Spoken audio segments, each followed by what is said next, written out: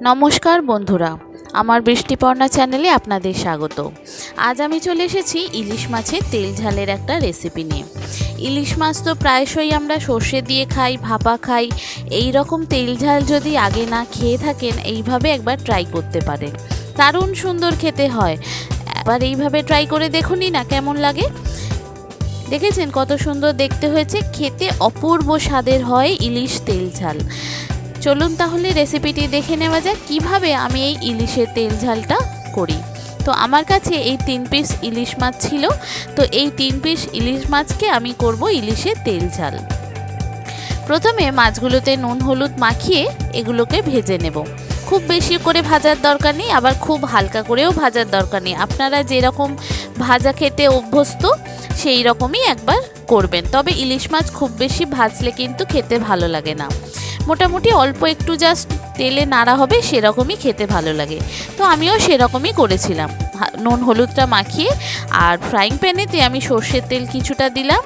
দিয়ে প্রথমে মাছগুলো লাল লাল করে, খুব বেশি ভাজবো না, খুব কমও ভাজবো না, মোটামুটি যেরকম ভাজার দরকার সেই রকমভাবে ভেজে নেব।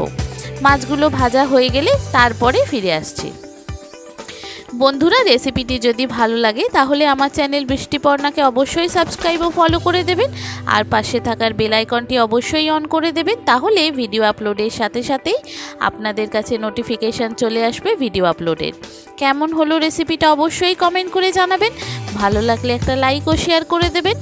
দেখুন মাছগুলো প্রায় ভাজা হয়ে গেছে। এবার মাছগুলোকে তুলে নেব। তুলে নিয়ে তারপর ওই অতটা তেল যেটা আছে, তেল অলরেডি যেটা দিয়েছিলাম তার থেকে দেখুন অনেক বেশি তেল হয়ে গেছে। মাছটা থেকে এত তেল বেরিয়েছে কি বলবো। তো একটু বেশি করে তেল তুলে নিলাম। নিয়ে অল্প জাস্ট 4 ভাগের 1 ভাগ একটু পেঁয়াজ দিলাম, একটু কালো জিরে আর 2টো কাঁচা লঙ্কা দিলাম। কাঁচা লঙ্কাগুলো ফাটিয়ে দেওয়া হয়নি বলে পুরো ফেটে গেল। তো এটাকে ভালো করে নাড়াচাড়া করলাম। করে তারপরে এবার বেসিক কিছু মশলা আছে, নুন হলুদ লঙ্কার গুঁড়ো, একটু জিরে গুঁড়ো একটু দেব। দিয়ে এটাকে ভালো করে কষিয়ে নেব। পেঁয়াজ জিরে কাঁচা লঙ্কা সমস্ত কিছু খুব ভালো করে ভাজা হয়ে গেছে। একটু টমেটো দিলাম, সব 4 ভাগের 1 ভাগ, মানে মাঝারি সাইজের টমেটো জাস্ট 4 ভাগ করলে যে 1 ভাগ হয় সেই 1 ভাগটা দেব। পরিমাণ মতো নুন হলুদ লঙ্কার গুঁড়ো, একটু জিরের গুঁড়ো, একটু ধনের গুঁড়ো দিলাম। দিয়ে এটাকে ভালো করে কষিয়ে নেব। সামান্য যদি মিষ্টি দিতে চান একটু দিতে পারেন, যাতে কালারটা ভালো আসে। তো আমিও সামান্য জাস্ট কয়েক দানা চিনি দিলাম। দিয়ে এটাকে ভালো করে কষিয়ে নিলাম। প্রয়োজন পড়লে এখানে জল দিয়ে কষাতে পারেন, তাহলে কিন্তু কষানোটা তাড়াতাড়ি হয়ে যায় আর মশলার কাঁচা গন্ধটা কিন্তু চলে যায়। এবার এটাকে ভালো করে কষানো হয়ে গেছে। এবার এটা থেকে তেল ছেড়ে গেছে। এবার পরিমাণ মতো অল্প একটু জল দিয়ে এটা আগে ফুটে উঠতে দেব। এটা ফুটে উঠলে তারপর মাছগুলো দিয়ে একদম গ্রেভিটা ঘন হলে নামিয়ে নেব। যে সমস্ত নতুন বন্ধুরা আমার ভিডিওটি দেখছেন অথচ আমার চ্যানেল বৃষ্টিপর্ণাকে সাবস্ক্রাইব ও ফলো করেননি,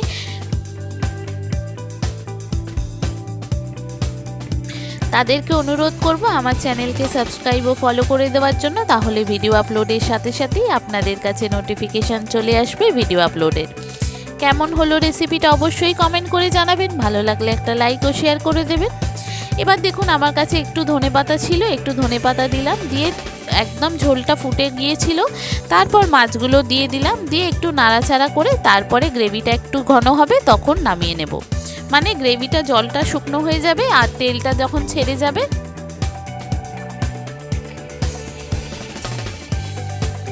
সেই সময় মাছগুলো নামিয়ে নেব। তবে তার আগে নুন ঝালটা একটু চেক করে নেবেন।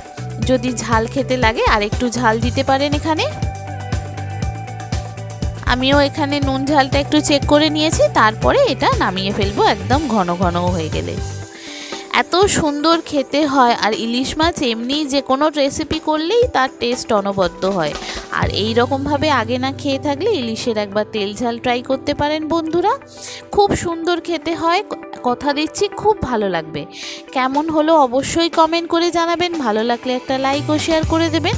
আর নতুন বন্ধু যারা রয়েছেন দেখছেন আমার ভিডিওটা, অবশ্যই চ্যানেলকে সাবস্ক্রাইব ফলো করে আমার পাশে থাকবেন। দেখেছেন একদম জলটা শুকিয়ে গেছে। উপর থেকে আরও আস্ত দুটো কাঁচা লঙ্কা দিয়ে দিলাম, যার দরকার হবে কাঁচা লঙ্কাগুলো একটু ডলে নিলেই হবে। খুব বেশি ঝাল দিলাম না, আমার যেহেতু ছোট বাচ্চা খায় ওই জন্য গোটা কাঁচা লঙ্কা দিয়ে দিলাম। এবার এটা হয়ে গেছে, দেখুন এবার এটা নামিয়ে সার্ভ করার পালা।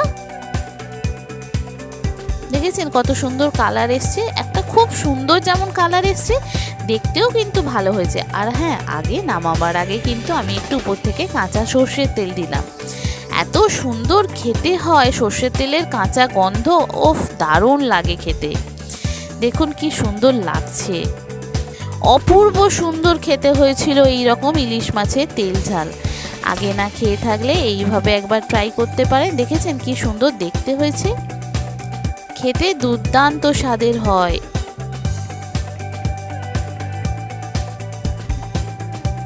ব্যাস নামানো হয়ে গেল, এবার রেডি সার্ভ করার জন্য। গরম ভাতে দারুণ লাগে খেতে। আগে না খেয়ে থাকলে এইভাবে একবার তেল ঝাল ট্রাই করতে পারেন বন্ধুরা। অনেক রকম রেসিপি তো খেয়েছেন, এইভাবে একবার তেল ঝালটি ট্রাই করুন। দেখেছেন কি সুন্দর দেখতে হয়েছে, দারুণ সুন্দর দেখতে হয়েছে, আর খেতে অপূর্ব স্বাদের হয় মাছটা।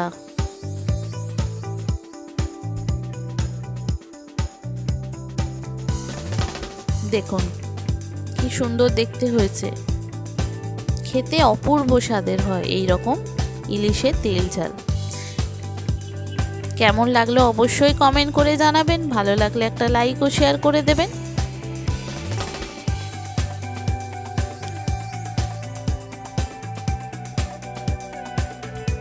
থ্যাংক ইউ বন্ধুরা।